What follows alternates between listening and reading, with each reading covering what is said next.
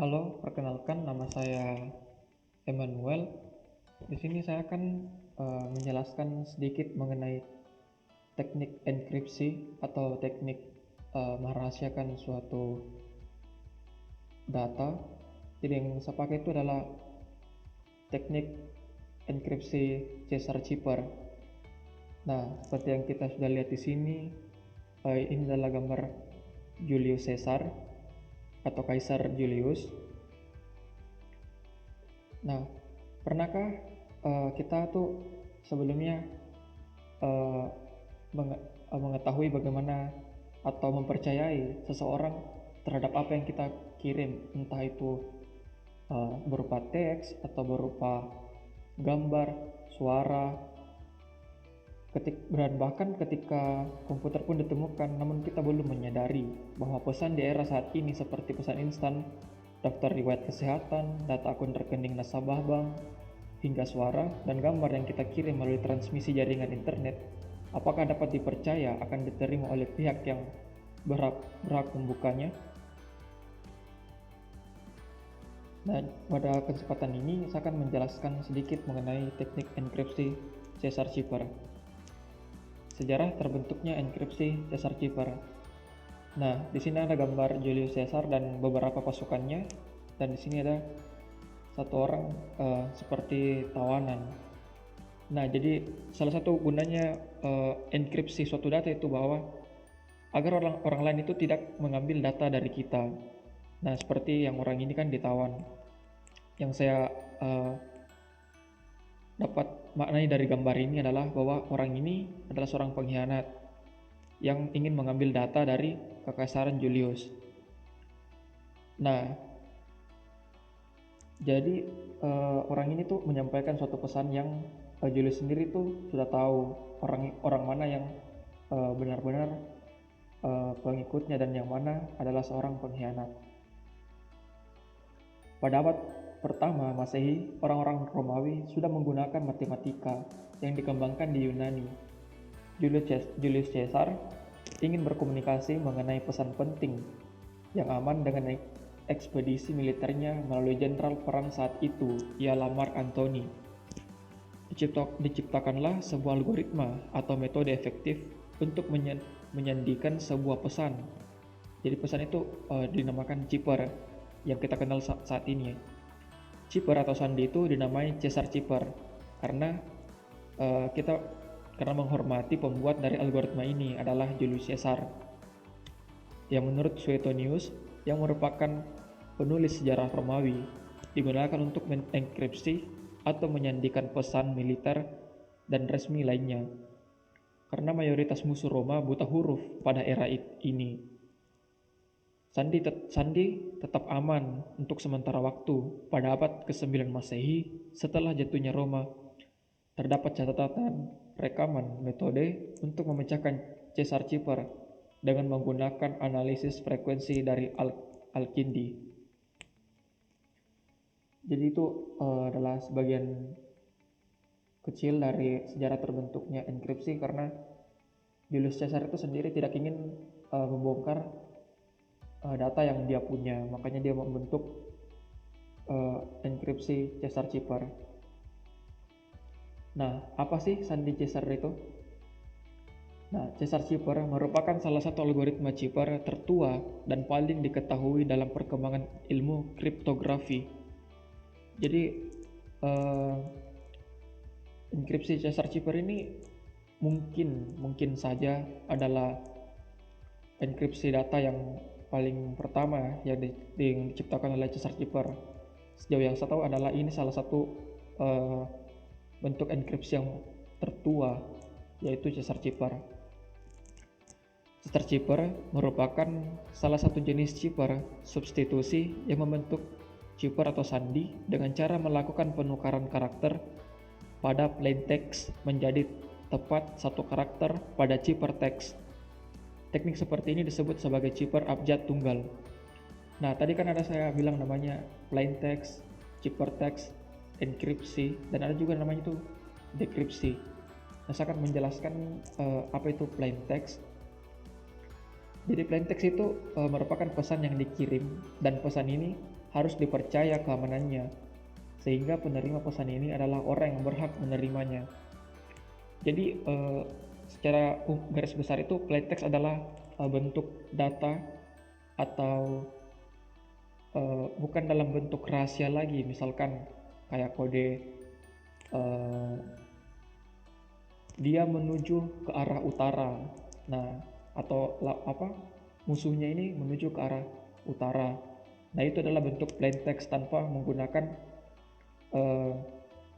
tanpa dienkripsi, jadi memang masih bentuk utuh.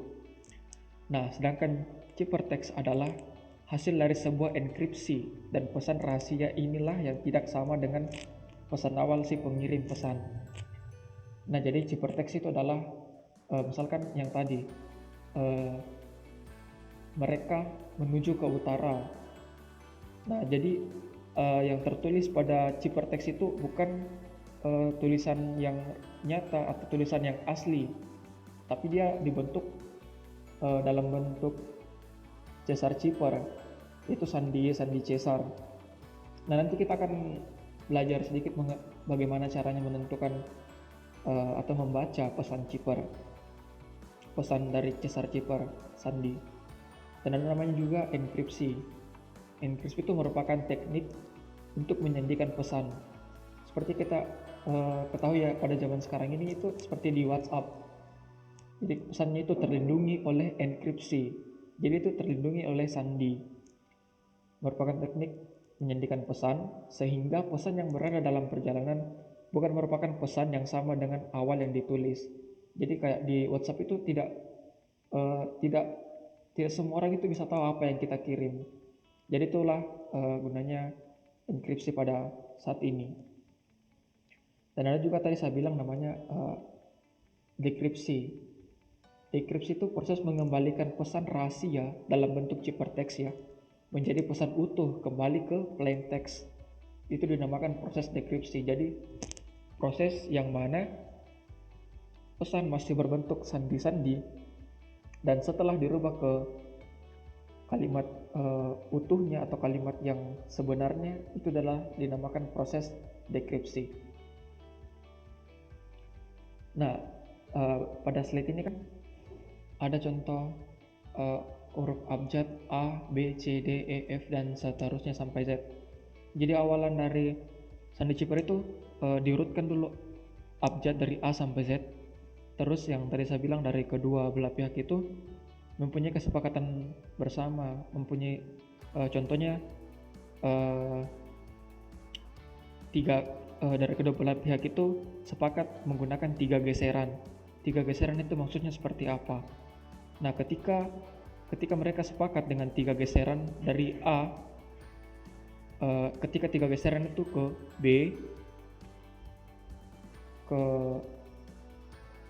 B, C, D, nah itu kan 3 dari B, C, D, 3. Nah, makanya ditulis itu A. Nah, ketika dia mau tuliskan lagi B, itu tetap menggunakan 3 geseran dari B, 1, 2, 3 ke E. Nah, makanya itu ditulisnya B. Kalau dia mau tulis C, maka plain text-nya itu atau kata sandinya itu menjadi C. Ya, jadi seperti itu. Jadi untuk sandi Caesar ini sendiri tidak terlalu sulit untuk memahaminya ya, karena memang ini kan bentuk sandi yang paling tua ya, yang sejauh yang saya lihat. Jadi, dan juga tadi kan sudah disebutkan bahwa ada cara untuk pada zaman dahulu itu sudah ditemukan bagaimana cara membaca sandi Caesar ini. Nah, makanya itu untuk di zaman sekarang ini tuh tidak terlalu sulit.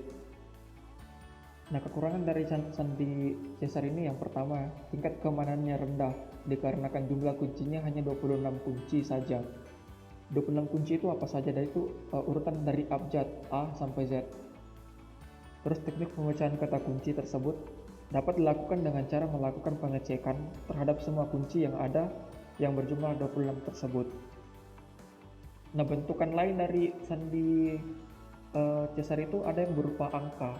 Jadi kayak misalkan dari A itu nilainya itu 0, terus B itu 1, hingga sampai Z itu ada 25. Jadi kalau mereka tuh menuliskan suatu kalimat dalam bentuk sandi itu, dia hanya bisa menuliskan juga dalam bentuk angka yang sudah mempunyai nilai yang pasti, yang tidak akan berubah. Nah, sebelum saya menutup itu sebenarnya ada banyak bentuk dari teknik enkripsi. Yang pertama itu ada metode enkripsi MD2, ada metode enkripsi MD4, ada metode enkripsi MD5, ada metode enkripsi SHA, ada juga namanya jenis enkripsi metode enkripsi RC4.